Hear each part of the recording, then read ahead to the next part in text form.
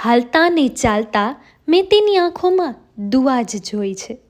મેં સ્વર્ગ તો નથી જોયું, પણ મેં મારી માં જોઈ છે. માં, આંગળી એની ઘણી દાજી હશે, પણ રોટલી મારા ભાગમાં એણે ક્યારેય બળેલી નથી આવવા દીધી. એટલે જ તો કહ્યું છે ને કે માં તે માં અને બીજા બધા વગડાના વા. દુનિયામાં સૌથી મોટો યોદ્ધા કોઈ હોય તો એ માં છે.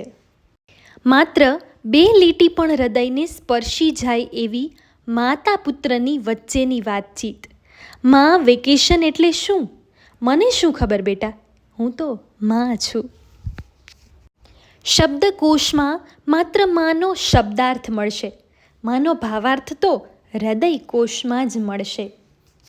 કોઈ પૂછે ને કે માં એટલે શું, તો કહી દેવાનું સાહેબ કે જેને તમારા કરતાં પણ તમારી ચિંતા વધુ હોય એનું નામ જ માં.